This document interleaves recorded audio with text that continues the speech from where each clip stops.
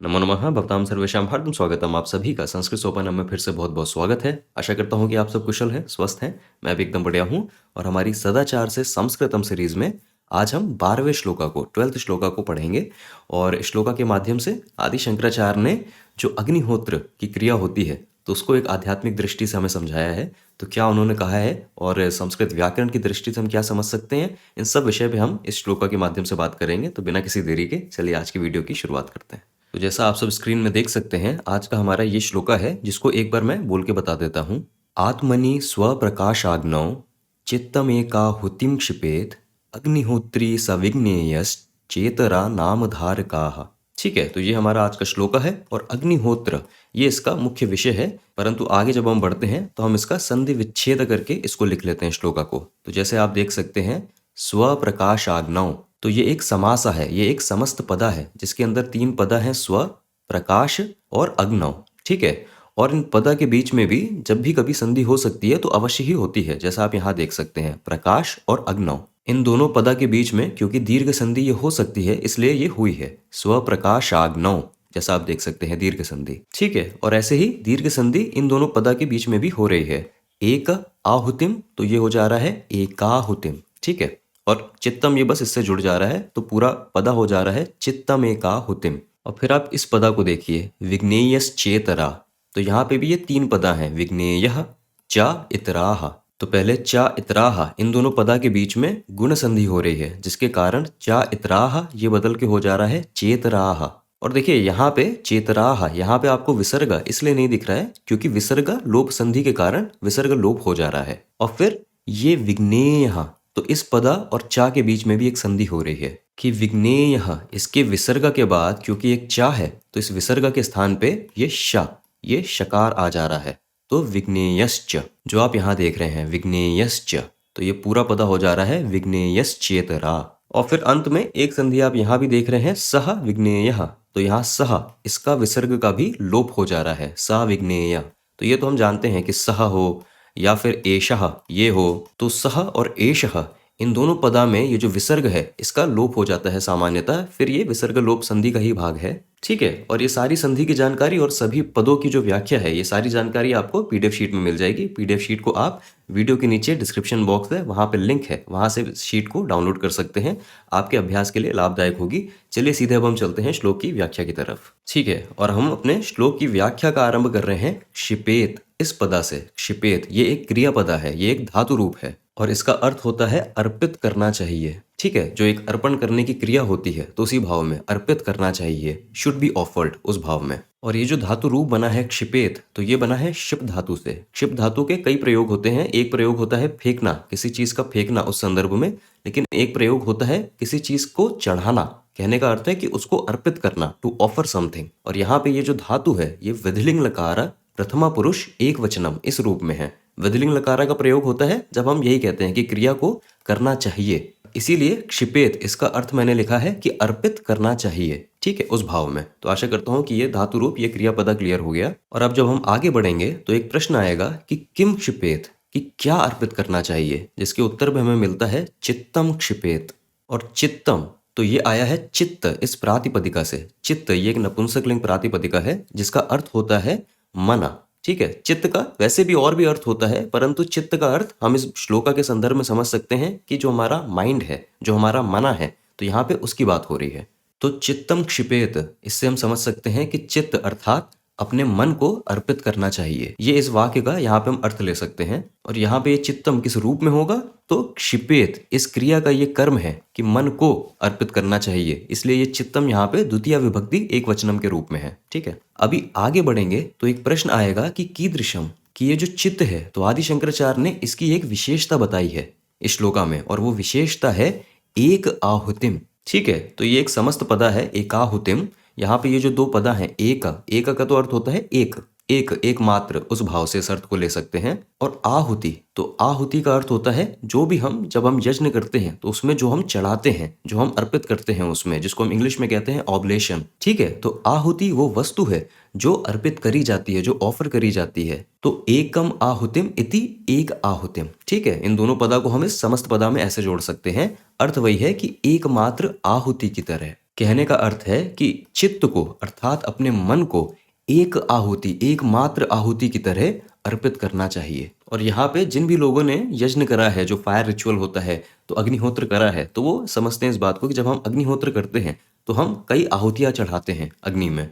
तो यहाँ पे आदि शंकराचार्य उसी के संदर्भ से कह रहे हैं कि हमारे चित्त को, अपने मन को एक आहुति, एकमात्र आहुति की तरह अर्पित करना चाहिए। तो यहाँ पे वो ये कह रहे हैं। और अब एक प्रश्न आएगा कि कस्मिन, कि ये जो आहुति हम अर्पित कर रहे हैं ये किस में कर रहे हैं, कस्मिन, जिसके उत्तर में हमें मिलता है स्वप्रकाश अग्नौ, कि हम अग्नि में, ये जो अग्नौ आप देख रहे हैं तो ये आया है अग्नि इस प्रातिपदिका से। और ये जो अग्नौ है तो अग्नौ बस उसका सप्तमी विभक्ति का रूप है, क्योंकि मैं कहना चाहता हूं कि अग्नि में, ठीक है, तो अग्नि से बना अग्नौ। तो चित्तम एक आहुतिम स्वप्रकाश अग्नौ क्षिपेत, कि अपने चित्त को एकमात्र आहुति की तरह अग्नि में अर्पित करना चाहिए। परंतु जिस अग्नि की यहाँ पे आदि शंकराचार्य ने बात की है वो एक विशेष अग्नि है, तभी वो यहाँ पे विशेषण का प्रयोग कर रहे हैं स्वप्रकाश। जो अग्नि स्वयं प्रकाशमान है, स्वयं दीप्तिमान है, उस अग्नि में अर्पित करना चाहिए क्षिपेत। ठीक है, तो ये अर्थ है यहाँ पे इस समस्त पदा का, स्वप्रकाश आग्नौ, स्वयं प्रकाशमान अग्नि में। ठीक है, और देखिए जब हम आगे बढ़े तो आदि शंकराचार्य ने इस अग्नि को, ये जो स्वयं प्रकाशमान जो अग्नि है, इस अग्नि की भी विशेषता बताई है। तो उसके उत्तर में हमें मिलता है आत्मनि। और आत्मनि तो ये आया है आत्मन इस प्रातिपदिका से। आत्मन इसका अर्थ होता है जो स्वयं का आत्मा है, जो स्वयं का आत्मा स्वरूप है। तभी जैसे अग्नि यहाँ पे सप्तमी विभक्ति में प्रयोग हो रही है अग्नौ, इसीलिए जो आत्मन प्रातिपदिका है वो भी अपने सप्तमी विभक्ति के रूप में आत्मनि इस रूप में यहाँ पे है। क्योंकि मैं कहना चाहता हूँ कि आत्मस्वरूप अर्थात आत्मरूपी जो ये स्वयं प्रकाशित अग्नि है, तो उस अग्नि में हमारे चित्त को एकमात्र आहुति की तरह क्षिपेत अर्पित करना चाहिए। और देखिए इस पूरे वाक्य से हम एक तुलना को देख सकते हैं कि जो हम अग्निहोत्र की क्रिया करते हैं ऐसे, तो उस अग्निहोत्र की क्रिया में एक यज्ञ कुंड होता है, फिर उस कुंड के अंदर अग्नि होती है और उस अग्नि में हम आहुति देते हैं किसी न किसी वस्तु की। कोई औषधि हो सकती है, कोई धान्य हो सकता है, अलग अलग तरह की वस्तु होती है जिसकी हम आहुति देते हैं। इस पूरी क्रिया को आदि शंकराचार्य यहाँ पे एक आध्यात्मिक दृष्टि से बता रहे हैं कि वो जो यज्ञ कुंड है वो स्वयं की आत्मा है, और वो जो अग्नि है तो वो उसी आत्मा का जो स्वयं प्रकाशित स्वरूप है, कि आत्मा स्वयं ही प्रकाशित है, स्वयं ही दीप्तिमान है। तो वो जो स्वयं प्रकाशित अग्नि है वो यहाँ पे अग्नि है, और जो आहुति भी है तो वो आहुति कोई ऐसा स्थूल, कोई ऐसी वस्तु नहीं है, परंतु वो आहुति हमारा खुद का चित्त है, हमारे खुद का मन है, उसकी वासनाएं हैं, उसकी भावनाएं हैं, तो वही सब आहुति है। तो पूरी इस क्रिया को एक आध्यात्मिक दृष्टि में आदि शंकराचार्य दिखा रहे हैं यहाँ पे। ठीक है, तो आशा करता हूँ कि ये क्लियर हो गया। इसको आप एक तरीके से एक आध्यात्मिक अग्निहोत्र की क्रिया समझिए। परंतु चलिए अब आगे बढ़ेंगे और इस श्लोका की जो दूसरी पंक्ति है तो इसकी हम शुरुआत करेंगे व्याख्या की इस पदा से, विज्ञेयः। और विज्ञेयः ये एक कृदंत है, ये आया है न्या धातु से। न्या धातु का अर्थ होता है जानना, समझना, और इस न्या धातु को हम यत प्रत्यय के साथ जब परिवर्तित करते हैं तो हमारा पदा बनता है ज्ञेय। और ज्ञेय इसका अर्थ होता है वह जो जानने योग्य है। ठीक है, वी यहाँ पे बस एक उपसर्ग है। ठीक है, तो आशा करता हूँ इस कृदंत, इसकी व्युत्पत्ति किस धातु से, किस प्रत्यय के प्रयोग से इसकी व्युत्पत्ति हुई है वो क्लियर हो गया, और इसका अर्थ क्या है कि वह जो जानने योग्य है इस भाव में प्रयोग हो रहा है, ये भी क्लियर हो गया। परंतु अब एक प्रश्न आएगा कि कह विज्ञेयः, कि वह क्या है जो जानने योग्य है। तो हमें उत्तर में मिल रहा है सह विज्ञेयः। सह ये एक सर्वनाम है, जानते हैं ये तद जो सर्वनाम प्रातिपदिका होता है उसका ये प्रथमा विभक्ति एक वचनम का रूप है सह। कहने का अर्थ है कि वह। ठीक है, तो सह विज्ञेयः वह जानने योग्य है, कि वह मनुष्य जो अपने स्वयं के अग्नि में अपने चित्त को आहुति की तरह अर्पित करता है, तो वह मनुष्य जानने योग्य है। ठीक है, ये अर्थ दे रहे हैं आदि शंकराचार्य यहाँ पे। परंतु अभी आगे बढ़ेंगे तो पूरा वाक्य ये क्लियर होगा कि वह मनुष्य जानने योग्य है, परंतु वह मनुष्य कीदृशः विज्ञेयः, कि किस तरीके से जानने योग्य है। तो उत्तर में हमें मिलता है कि सह अग्निहोत्री विज्ञेयः, कि वह मनुष्य यज्ञ को करने वाला ऐसा जानने योग्य है। तो वह जो यज्ञ करता है अग्निहोत्रिन, इसी प्रातिपदिका से ये प्रथमा विभक्ति एक वचनम का रूप है अग्निहोत्री। और सह अग्निहोत्री विज्ञेयः, इससे पूरा अर्थ हो गया कि वह अर्थात ऐसा मनुष्य ही जो, जैसा आदि शंकराचार्य ने बताया, इस प्रकार से अग्निहोत्र की क्रिया को करता है, तो ऐसा मनुष्य ही अग्निहोत्री जानने योग्य है। और फिर जब हम आगे बढ़े तो हमारा पदा आया इतराह। ठीक है, इतराह ये आया है इतरा इस प्रातिपदिका से। इतरा ये भी एक सर्वनाम प्रातिपदिका है जिसका अर्थ अन्य इसी प्रातिपदिका के समान होता है कि जब हम किसी अन्य की बात करते हैं तो इतराह ये शब्द रूप इसी प्रातिपदिका का प्रथमा विभक्ति बहुवचनम का रूप है। तभी मैं कह रहा हूं कि और अन्य सभी, ठीक है, अन्याह इतराह एक ही अर्थ में कि और अन्य सभी। तो आदि शंकराचार्य कह रहे हैं कि और अन्य सभी लोग नामधारकाः अर्थात नाम धारण करने वाले हैं, अर्थात केवल नाम मात्र के हैं। ठीक है, देखिए नाम इसका अर्थ तो जो नाम होता है वही है, और धारका तो धारका ये इसका अर्थ होता है जो धारण किए है। ठीक है, और धारण कर लेने से यहाँ अर्थ है कि जो हम अलग अलग नाम उपाधियां ये धारण कर लेते हैं कि हमने अपनी डिग्री खत्म की तो इंजीनियर या डॉक्टर या अन्य अन्य तरह की जो उपाधि हैं, जो टाइटल हैं, उनको धारण कर लिया। तो यहाँ पे आदि शंकराचार्य ये कह रहे हैं कि इतराह नाम धारकाः कि जो अन्य सभी लोग हैं वो केवल नाम धारका, उन्होंने केवल नाम मात्र अग्निहोत्री इस टाइटल को, इस उपाधि को ले लिया है।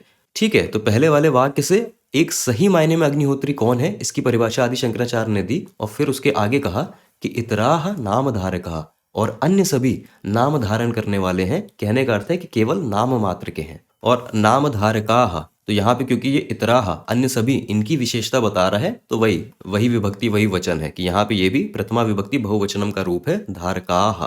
ठीक है, जैसे ये है इतराह। तो आशा करता हूँ कि ये सब क्लियर हो गया। तो सभी पदों को समझते हुए हम अपने अन्वय अनुवाद के साथ आ गए। एक बार इसको भी देख लेते हैं। तो श्लोक का अन्वय कुछ इस तरह है। आत्मनि स्वप्रकाश अग्नौ, कहने का अर्थ है कि आत्मरूपी स्वयं प्रकाशमान अग्नि में, अग्नौ अग्नि में, चित्तम एकाहुतिम क्षिपेत, अपने चित्त को अर्थात अपने मन को एकमात्र आहुति की तरह क्षिपेत अर्पित करना चाहिए। ठीक है, और फिर आदि शंकराचार्य ने कहा है कि सह एव अग्निहोत्री विज्ञेयः, कि वह ही अर्थात और जो मनुष्य ऐसा करता है वह मनुष्य ही अग्निहोत्री विज्ञेय, अग्निहोत्री अर्थात यज्ञ करने वाला ऐसा जानने योग्य है। विज्ञेय जो जानने योग्य है। इतराह चह और अन्य सभी, इतराह अन्य सभी, नामधारकः अन्य सभी केवल नाम उपाधियां हैं। तो ये पूरा अर्थ था इस श्लोका का।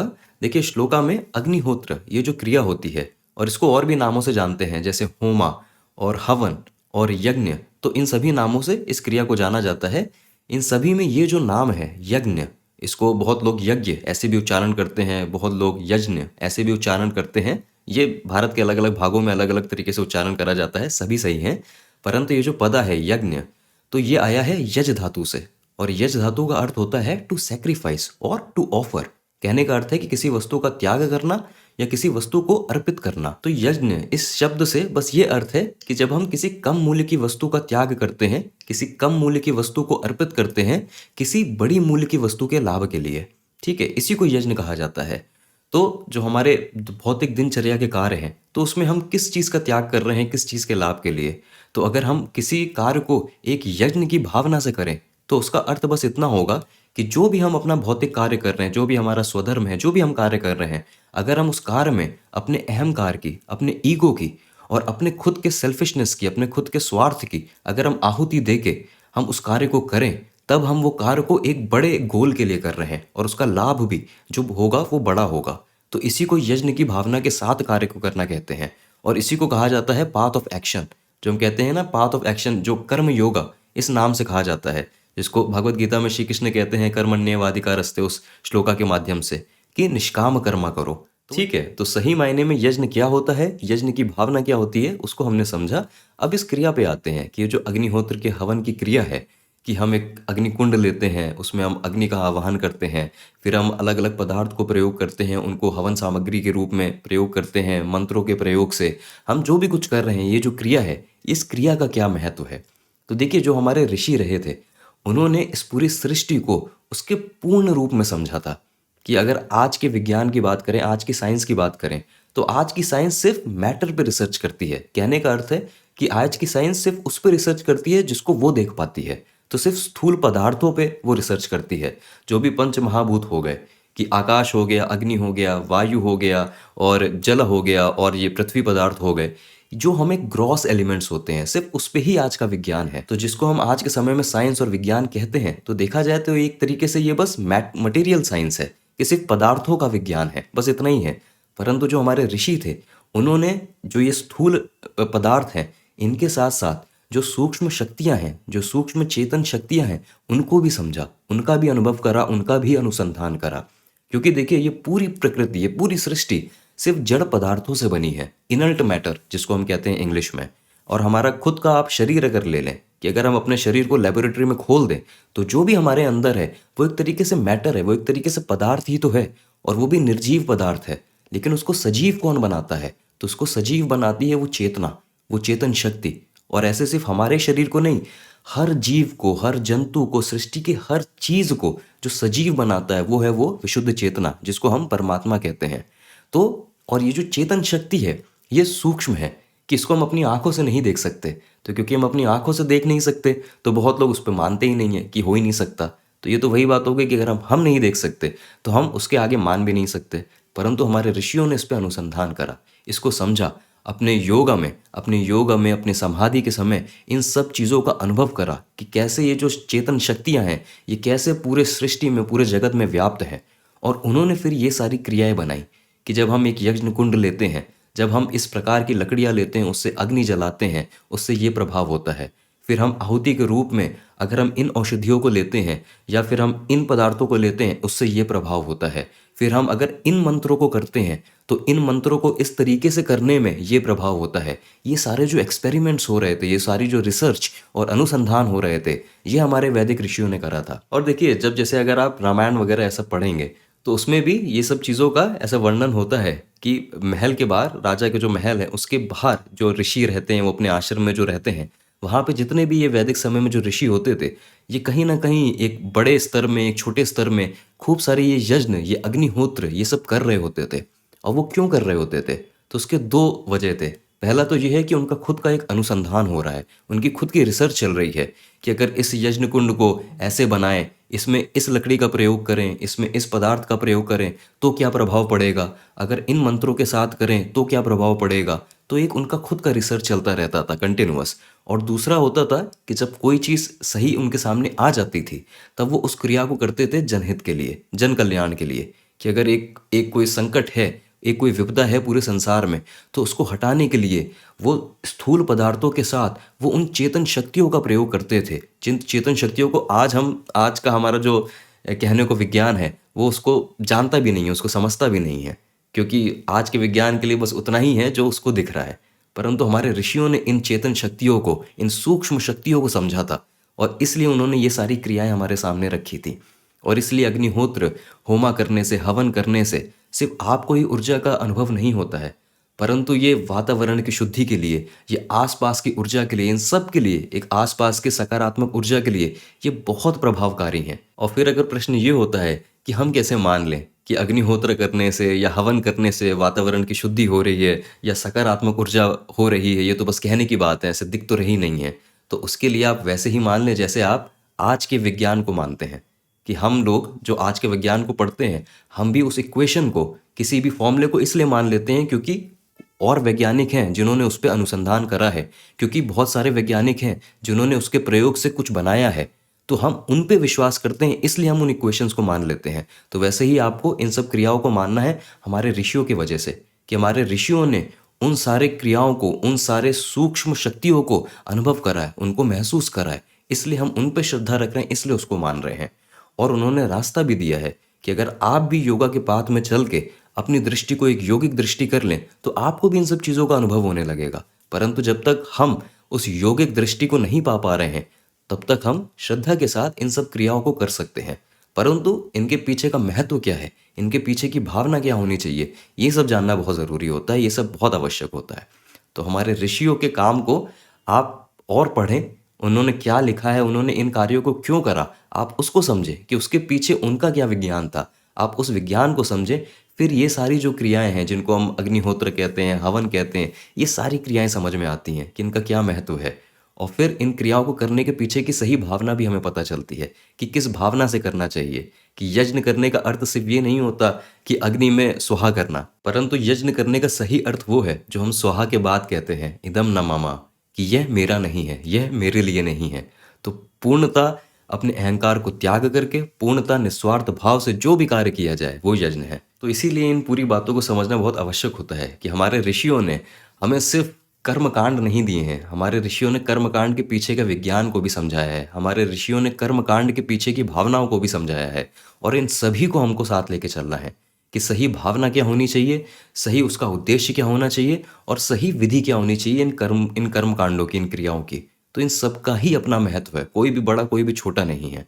तो ये सारी बातें हमारे ऋषियों से हमें मिली हैं। और यज्ञ के विज्ञान पे बहुत सारे हमारे ऋषि रहे हैं, जैसे ऋषि विश्वामित्र, उन्होंने सावित्री यज्ञ किया था। और फिर हमारे ऋषि याज्ञवल्क्य, उन्होंने यज्ञ के विज्ञान पे बहुत सारा अनुसंधान करा था। तो इतने सारे हमारे ऋषि रहे हैं, उनकी उतनी अच्छी अच्छी बातें हैं जो हमें हमारे वेदों में, हमारे उपनिषदों में मिलती हैं। तो इन सभी का हमें पढ़ना चाहिए अपने समय में। इन सभी को हमें विचार करना चाहिए, इन सब पर इनका विमर्श करना चाहिए और इनको धीरे धीरे प्रतिदिन थोड़े थोड़े ही स्तर पे सही हमें अपने जीवन पे लाना चाहिए, जितना हम कर सकें। तो क्या यही सारा था। ये सब चीज़ें हम इस श्लोका से समझ सकते हैं, इस अग्निहोत्र की जो क्रिया है इसको समझ सकते हैं, क्योंकि बचपन से हम ये सब हवन वगैरह ये सब करते आ रहे हैं। परंतु उसके पीछे का सही विज्ञान, उसके पीछे का सही भावना, ये सब बहुत आवश्यक है किसी भी क्रिया को ऐसे कंटिन्यू रख पाने की। तो आशा है कि कुछ इस वीडियो से आपको सीखने को मिला, ऐसा जानने को मिला।